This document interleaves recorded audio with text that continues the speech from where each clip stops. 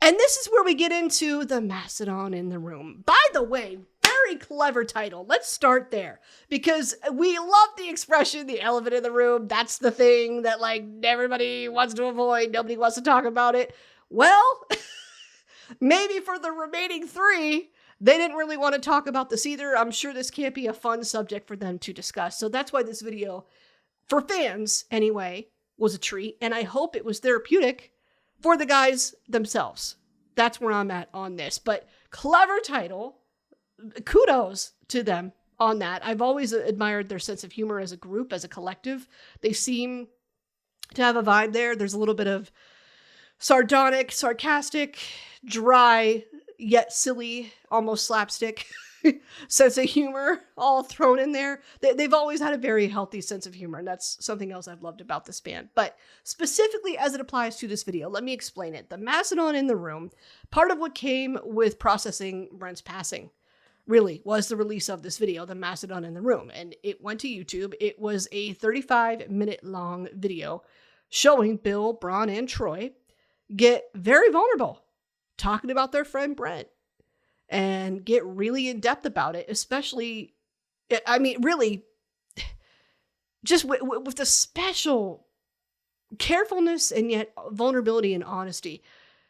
Essentially for the first time, by the way. They hadn't really said a whole lot about Brent, a whole lot about what's been going on. They didn't really share too much other than we miss him, we love him, kind words, really, especially at the time when all this first happened. It didn't seem like they really got in depth about it until now, is what I'm getting at, until this video. Sure, we had official statements and shows in between. We had all that. But really, until this video came out, fans didn't know details on how the remaining three band members have been doing since. And we're watching them recap this. I mean, they're in a private theater. There's a private showing. They're watching home movies with Brent. Oh my God. Like, it pulls at the heartstrings. It really does. This was done. This was done with thought behind it. And this is also where we find out that the remaining three members, well, we find out how they really felt about that 2007 VMAs incident and the impact that it did have on Brent, not just physically, but mentally, emotionally, all the above. This is where they, in their words, and I am paraphrasing here, they felt like this is the moment Mastodon as a unit starts to become fragile, sort of started to see Brent as a liability. Paraphrasing. When those drunk moments happen, they wanted him to commit to good performance and to commit to showing up at practice and being someone that they could rely on. It seemed to me that at this time they're describing feeling like that was not so. I'm paraphrasing again here, but this is also where we find out that Bill, Braun, and Troy generally felt they were keeping Mastodon alive at this point. I mean, and since, really, while Brent was struggling with alcohol. They talk about having to accept responsibility and party less as Mastodon grew, as Mastodon got bigger, as Mastodon themselves obtained more responsibilities, obtained more work. You know, they talk about having to accept that, and in their opinion, paraphrasing, Brent didn't seem too interested in doing that. This was a lot for Brent at once, and he wanted to party. He wanted to do his own thing. He wanted to do his own thing musically, really, in addition to Mastodon. That's true. He had several side projects, and what's interesting is that they don't really address that in this video at all. I if there's one thing that I wish the Mastodon in the Room touched on more, it would be that. Brent's side projects were very obviously musically different from Mastodon. And I have always wondered if that was possibly another source of tension. I always wondered how both sides actually felt about that, but the video didn't cover this, so we may never really know.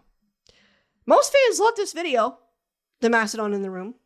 They appreciated the transparency and vulnerability that the band shared in speaking on something that was undoubtedly very hard to discuss. I'm in that camp. Thank you, Mastodon, for putting that together. Thank you for doing it for the fans. Thank you for handling a sensitive subject with transparency, honesty, vulnerability, and careful thought. Some fans thought that this was a giant dig at Brent. Not cool to do when he's not here to share his side of what was going on. But to me, my opinion, if you paid attention to what Brent said online in the months leading up to March 2025, and maybe even a little bit after they parted ways, I think you got his side. Brent put some insults out there at his bandmates and said his piece. Google them if you want to know what they were. So perhaps that was his way of getting his version of events out there. I do remember saying at the time he passed, when it was still a shock to everybody, I remember saying that I hope he felt like he said what he wanted to. We knew he'd been talking, and I still stand on that today. I hope that even in those outbursts, if you want to call them that, as he's processing this and he's dealing with his own emotions around the whole thing, I still stand on that. I still hope that even if they were not the nicest of words, I hope he found some relief in that. I hope he feels like through that he got the opportunity to say ultimately what he wanted to say. And speaking about these comments that he's made online, one of them that I thought was particularly telling was posted on a video of an old performance. And if I'm not mistaken, it was an old performance, maybe at least 20 years old, of the song Crack the Sky. In this comment, Brent writes, he's critiquing the performance essentially. My guitar sounds great, but Troy and Prawn, intentionally misspelling Braun, sound horribly. And they are way out of key, embarrassing, and they kicked me out of the band for embarrassing them for being who I am, but what about who they are? That's Brent's direct comment. Those are Brent's own words. So knowing what we know now, after watching the Mastodon in the room, that last sentence to me says a lot, because it confirms that really the hugest chunk of the tension here had to do with Brent's behavior while he was drunk. That was a topic of heavy discussion among the entire group. And it was the thing they could not agree on, it seems. The thing about the Mastodon in the Room video is that it did and didn't have to be made. Didn't have to be made. But it kind of did. And I'm glad it was made. Bill, Braun, Troy, they certainly do not owe anybody, definitely not fans, or anybody. It's not anybody's business but their own, really. They didn't owe anybody a look at what was going on or what they were going through at all. They didn't. This was a gift to fans. And hopefully a gift to them personally, in that they now had the opportunity to get some things out after being mostly quiet about the whole thing for a while. Where I feel this did have to be made was in terms of announcing the new era that we're seeing now. The Mastodon in the Room was a great way to put the subject of Brent to bed. At this point, everybody has said their piece. Fans feel like the subject was not totally ignored. And the video felt like this is the final wrap-up of the subject. We have addressed it in the hopes that we can all move forward and focus on whatever is coming in the future. And overall, the choice to make the video was a good choice, because I think it served the intended purpose. It did allow us to have a collective moment to remember and honor Brent and get honest about what all those emotions bring up. Even smarter was the choice to put this out before a new era, a new album was announced. And that eventually Well, and then eventually announce the new album while the world is still digesting the video, so that the focus is still on them and still on what they're doing. I mean, there were literally days between the Mastodon in the Room coming out and a new single and album announcement coming out as well. So now let's talk about that new. I'm excited for it. And let's talk about the questions that we're hoping this new era answers for fans. Mainly, we're wondering, will they sound the same? I mean, we've been asking this question since we knew Brent left. The Mastodon in the Room was released July 8th. July 12th, we get Snakes for Dinner as a single, and the announcement that an album called Marrow Deep is due before the end of the month here on August 28th. Here's what this new era is going to signal. It's going to signal a few things. I mean, backing up, though, I don't want to ignore Your Ghost Again. That was another single from the upcoming album that was released before the Mastodon in the Room video. So we knew some music was on the way. There was at least a clue that something was happening. We were not sure that it was a full-length album just yet, but it was a little bit of a taste of what's to come. I mean, Your Ghost Again was specifically about Brent, honoring Brent, the man that made that very clear. Musically, it's a great piece of music. It is. It is a little bit more proggy. I didn't know, none of us knew if more music than this would address Brent, but Snakes for Dinner proved it would. Lyrically, that also has got to be about Brent. When you left, you took our hearts and minds, come on. Where am I in the lens of your eyes? How are you seeing this situation? I mean, come on. I'm not sure that the band has fully confirmed that, but to me, it feels like it's at least trending that way. Snakes for Dinner is fresher on the mind just because it's newer and because it was tied to the official album rollout. It felt a little bit more prominent, but I don't want to ignore the good piece of music that is Your Ghost Again either. I mean, like I said, both are on Marrow Deep, and I think this new era between the two of them signaled a few different things. It signaled a more inclusive Mastodon. Eagle-eyed fans notice that the new press photos they've been putting out present themselves as a 5-piece. Nick Johnston, their guitar guy, I mean, he's been taking over guitar duties since Brent's departure. That seems to be a solidified thing now. Nick and Bill, they're going to be handling guitar from now on, and that's great. He has earned it. Similar situation, Joa Nogueira, keyboardist they have worked with for years. If I'm not mistaken, he's also part of Brent's Arcadia project, or not Brent's Arcadia project, Braun. Too many B names. But he's also part of this as well. They've worked with him for a minute. I've watched him handle keyboards live with Mastodon multiple times before. So this is another situation where it's about time. I mean, really.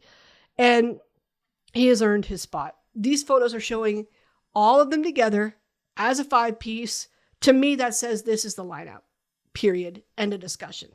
And it does also signal something else musically. It does tell me that keyboards are going to be a more consistent part of their sound moving forward. I mean, yes, they have been layered in on and off for years, certainly since Hushed and Grim, but my guess is that we're probably going to hear them even more consistently now.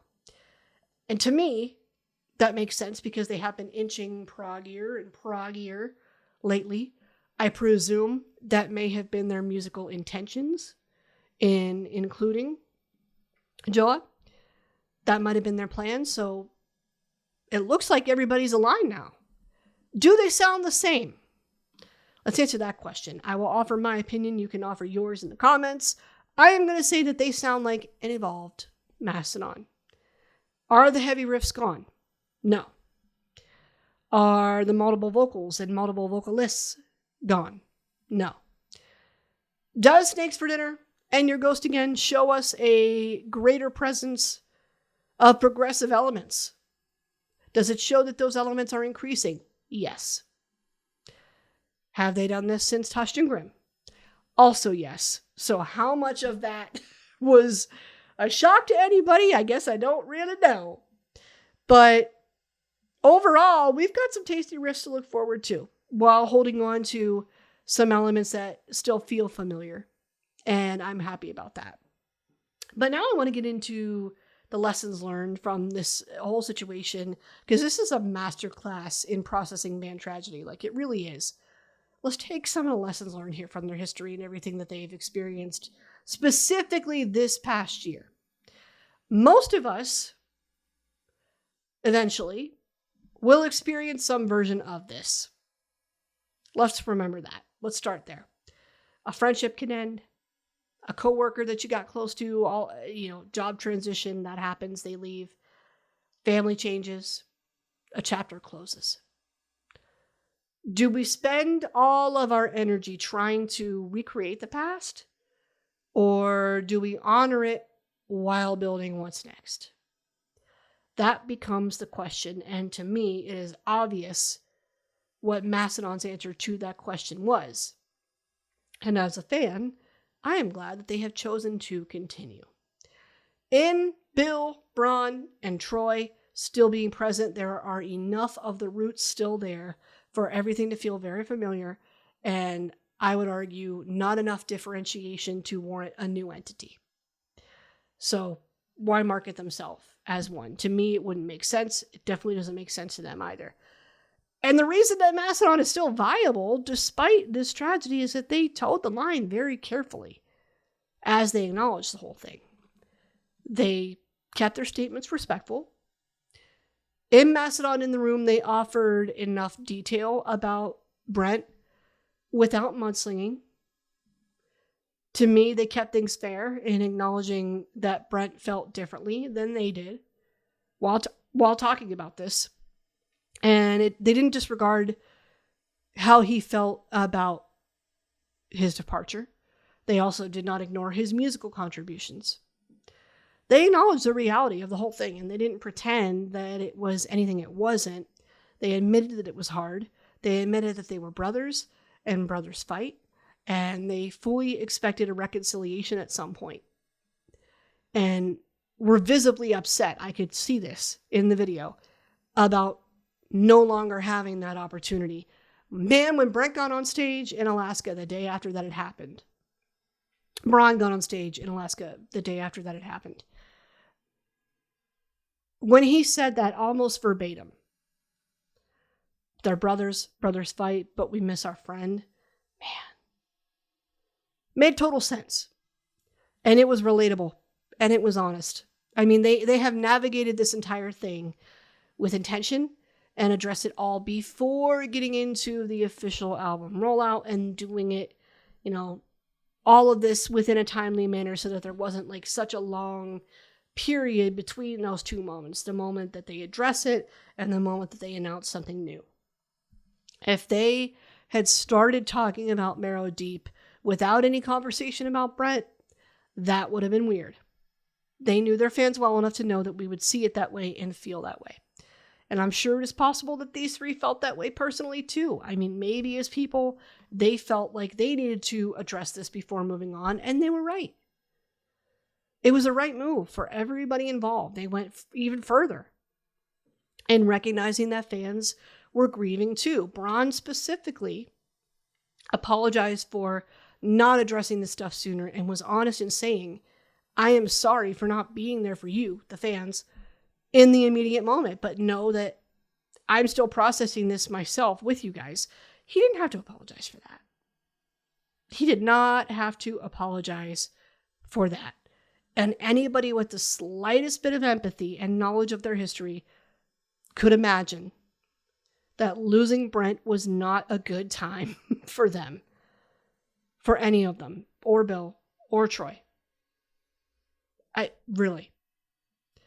Grief doesn't always look dramatic, and I think it's okay that they took a beat before getting deep about this. I think sometimes people imagine tragedy looking like farewell tours and crying interviews and super emotional speeches, and I think more often it ends up looking like showing up, rehearsing, honoring commitments, figuring things out one show at a time. That is what they ended up doing here. That's what Mastodon has done this past year with quiet periods in between, and that's something I think listeners, fans can relate to because that is realistic. I also think that two things can be true. and this might be a hot take, but one person can be essential to a band's sound, and they acknowledge that Brent had an impact on what they put out musically. And Mastodon can also carry on in his absence too. Alice in Chains have done it. AC/DC has done it. Metallica has done it. The identity simply evolves rather than disappears. Shoot, I wouldn't have blamed them if they went the typo negative route either and just said, nah, we're done now.